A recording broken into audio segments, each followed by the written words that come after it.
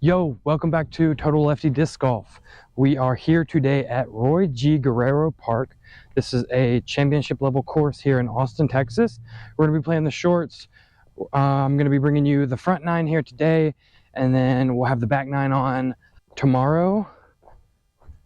And we're just going to go through the course, give a rundown. This course was a pro level tournament a few years back. I think 2016, 2017-ish, around that time is when the Pro Tour came through here. I think it was a Silver Series or maybe even the Austin tournament that was here in this area. I'm not 100% sure, but I do know that this is a very difficult course, and even par plays at around 900 levels. That's how difficult this course is. So before we get started, they did just redesign this course about 3 or 4 months ago. So I've only gotten the opportunity to play it a couple times since the redesign. So I'm still learning the lines, and now you're here to learn it with me. All right, hole one, 500-foot par 4, straight up the gap here. There's a landing zone up there, and then you want to approach the basket. It's an easy double hyzer line for me, straight up to the landing zone, and then another hyzer up onto the green, which is elevated, surrounded by rocks. Should be relatively easy par. I'm going to be throwing the Frio for my first shot. Straight out the car, so let's try to keep it low and don't hit any trees. And that's why we do off the top.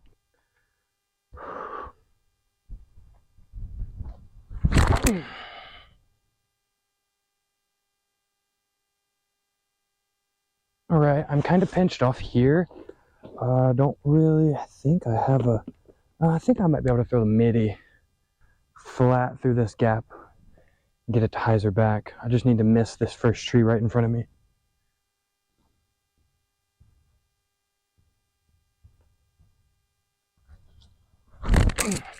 There we go. Good shot. Skip. One more. Nice. Got me up there. I got a birdie look. All right. Edge of circle. 35-footer for birdie.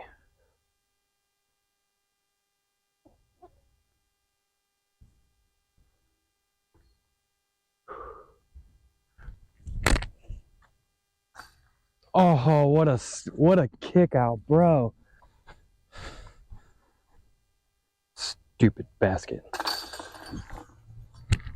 If you can't already tell, this course is very heavily wooded. The UDisc review says very long, highly technical, which is extremely daunting for most MA3, MA2 players. What's crazy is my best score out here is -1. Ever since I've hit that score, I've never even touched 5 over. I've always been around 7 or 8. So the goal of today is to drop below the 5 over par. Let's try to get a 4 or better. Hole 2, 250-foot par 3, straight above those rocks through the gap. There's one tree to miss, dead center. You can go left or right of it.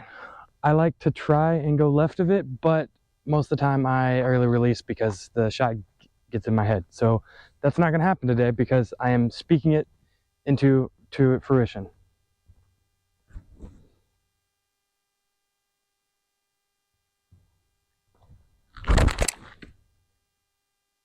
And I did exactly what I said I'm not going to do. Right here. Easy chip up for par.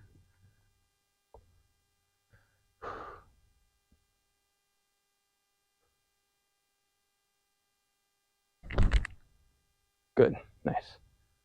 In light of recent events, my putting has been absolutely atrocious. Not really sure why. I think it has something to do with the fact that I don't have a routine. So I've been going through a routine practicing for the past week.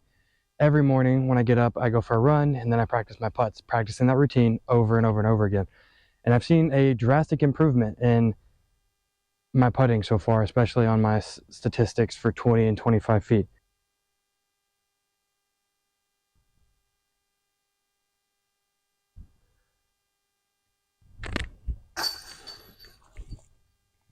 Exactly what I mean. So because I can't put you anywhere where you can see the basket, it's right down there, out in the wide open. But from here, where I'm throwing from, I have a long hyzer angle. So that's what I'm going to be throwing. I'm going to set you up now.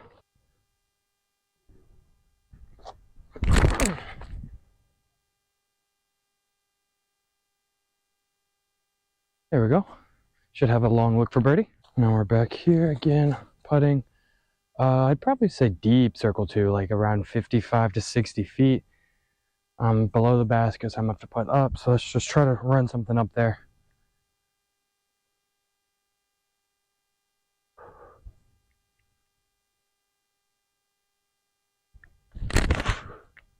There, easy. So what's cool about this course is it used to not have these little cattails here. These things to mark edge of circle. Those, but now they are. So now I know exactly where I'm at when I'm in circle. Hole 4 is a 600-foot par 4, straight up all the way up to those white signs up there. Hard dog leg to the right. If you want the birdie, you got to get about 30 feet short of those signs, and then you'll have a clean approach. If you're short or long of those signs, then you have a tree wall, kind of like tree jail, where you have to either go up and over or really get lucky and throw one through. So ideally, for me, throw a long turnover flex to get up there and have a chance for birdie.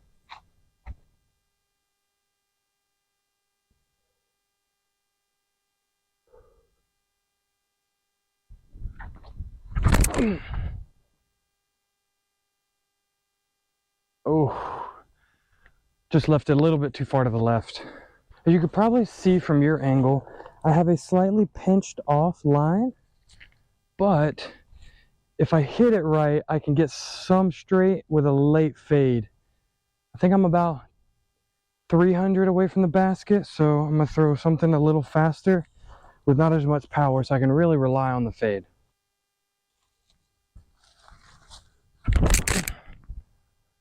Exactly what I was trying to do there. I'm still extremely short, but I'm up there. You see, when I mentioned tree gel, I was not lying. I literally do not have a line through here for a clean look at the basket. So, pitch around time it is.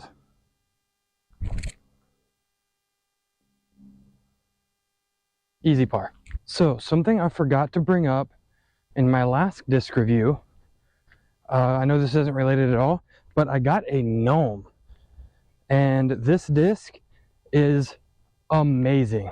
The flight numbers are 2201. It's a putt and approach disc, but it flies like a brand new Big Z zone, which is absolutely incredible because this thing it's so slow. It doesn't want to. It's so slow and it doesn't want to like turn over anything no matter how hard I throw it, unless I throw it on a forehand and hyzer. Other than that, it is absolute money. I really love this thing. So be on the lookout for that video because this is an amazing disc and I highly recommend anyone get it. All right, we're on hole 5, 330-foot par 3. So far we have parred the first 4 holes. Not too great, but because they are fairly easy holes, but bogeying is not on the card yet. So, and that's really what I want to avoid when I'm out here. A lot of the holes are really long and hard birdies. So for me, especially playing from the short pads, I don't have a whole lot of a distance in the woods.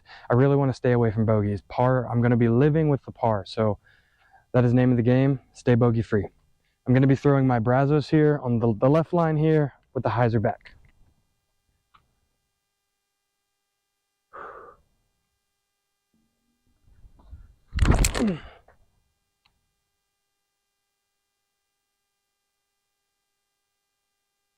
Not terrible, just a little too high. All right, we're about 60 feet out. Just gonna throw the gnome a little to the left and let it fade in. If it goes in, fantastic, I'll take it.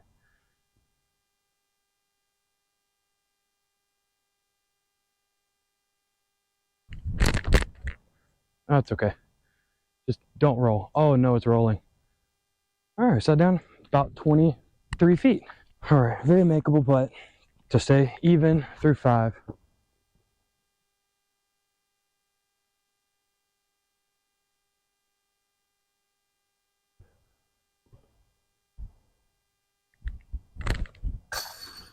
This next hole is by far my least favorite hole on the entire course. It is very long, like 650 foot par 4, and if you want any chance of birdieing, you have to get clean on your tee shot about 300 to 350 feet before you'll have an open alley up to the basket. So for my case, I've played this hole like 5 or 6 times, and I have no idea how to birdie it. I'm still struggling to take a par here, so that's what we're shooting for. Easy par, go from there. There's a left and a right gap here. You can probably tell I'm going to try to take the left gap hyzer. Slight hyzer, let it stand up a bit, and then fade at the end. Just got to keep it low because there is a low ceiling everywhere here.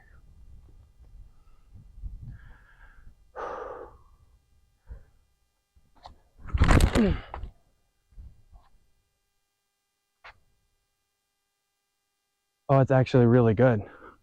I might be on the edge of the fairway there, but that's one of my better shots on this hole. One thing I did learn while playing at the tournament last weekend down in Victoria, Texas, is how to read the wind.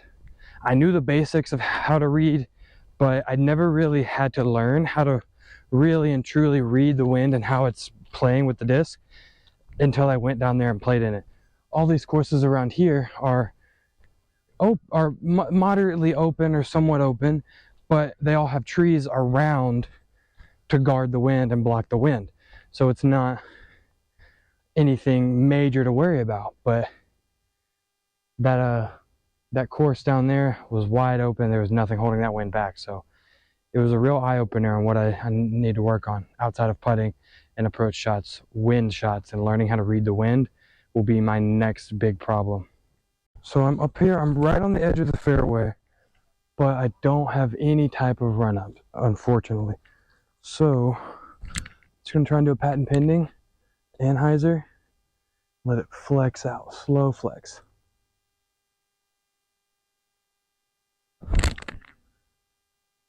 Oh, that's actually really good. Wow, that was really good. Where y'all are at, y'all can see the basket. I cannot see it from here. I know I'm about 200 feet out, but I have my trusty gnome. Throw it flat, let it hyzer. This thing is super blunt, so it's not going very far, so I can really put some power into this one.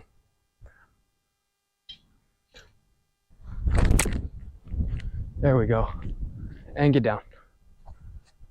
Oh, the wind picked it up. Okay, that's okay. We probably have a 35 to 40 foot look for par. My goodness. That is not looking good from where I'm at. Ugh, okay, get these branches out the way. Good, here we go. Yeah, I'm probably, so there's the thing up there, probably 55 feet from here. Downhill, so that's working for me, but I do have a headwind. So this is a 55 footer for par.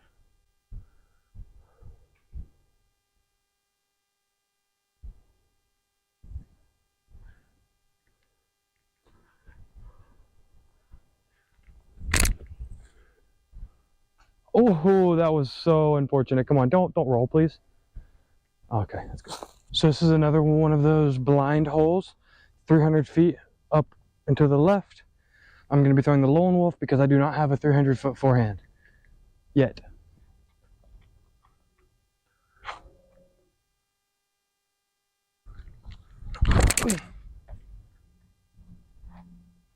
Four.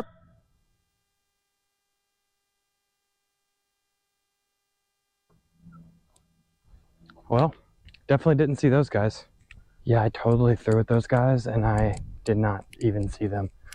My angle was a little farther to the left than y'all's were, and as soon as I released it, I looked up and saw a dog running out from the left side of the trees. Glad I didn't hit the guy because that would not have felt good, but people need to be wary of, there's a disc golf course here. It's not just a walking track, so that's my opinion. Sorry if I stir some feathers, but all right, so we have another circle 2 look here. I think, yeah, I'm about 45 feet, but it is downhill again, so I do have the means to get it there.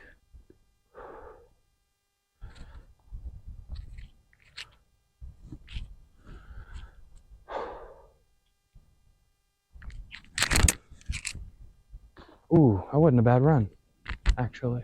So like I am getting better at my putting.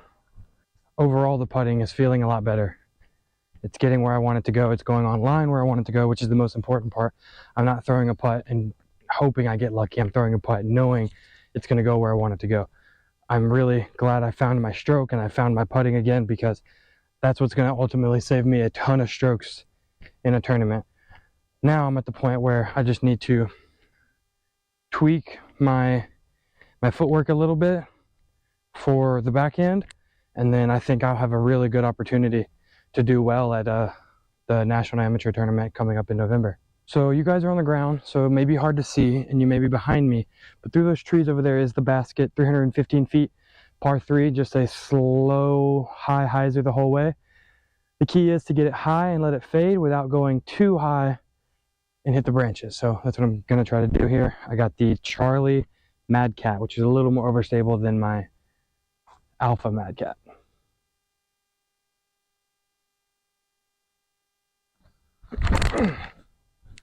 Oh, it's too much hyzer. Oh, wow, that's so bad. That was way too much hyzer, man. All right, so I have that itty bitty gap right through there to go through. Or I have an overstable gap over here on the left I can take with a mid. Or I even have an overstable right gap I can get there with a forehand. But I don't trust my forehand enough to do that. So I'm just going to go through the left gap right here, fade, hope for the best.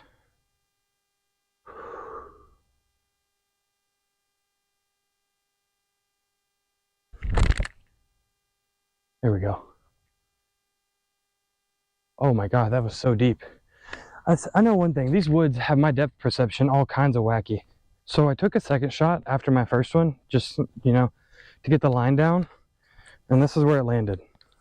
I didn't record it, but I'm 5 feet from the basket. Well, I hit the line, man. I would have a nice tap in birdie, but now we have a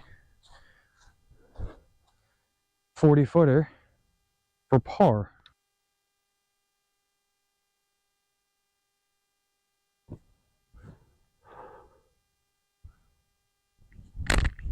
Hit my knee on the way down. Oh, I hit my leg on the way down. Dang it, man.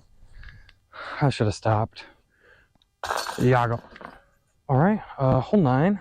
We have a 611-foot par 4. Straight up the gap. When you get to the split up here, there are 2 ways to go. You can go to the right, which leaves you with a right-hand backhand hyzer line, or you can go to the left, which will leave you with a left-hand backhand hyzer line. I personally like to slide up as close to that white tree, right, dead center fairway as possible, because when I get there, it's a nice, easy hyzer with a mid all the way back up to the basket. It's about 320 feet to that white tree, so I'm just going to be throwing my Ranger flat, maybe get a little flex out of it, but I don't want to go any further than that right there.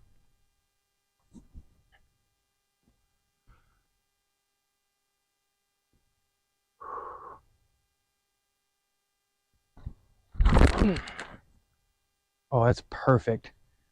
That's exactly what I want right there. Beautiful shot. That was chef's kiss. So, turns out throwing it 50 feet past this tree is actually a lot better and a lot easier of a line. So now I only have a 200-foot approach shot, which I don't know why I'm holding another mid-range. I need to throw an approach disc. I'm an idiot. Arrowhead's the chosen one.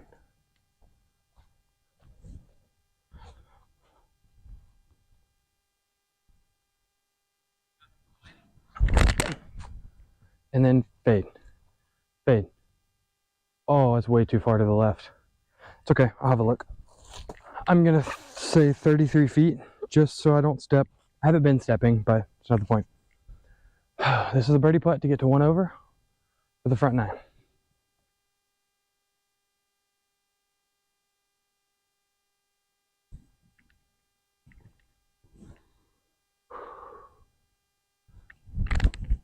Get in there.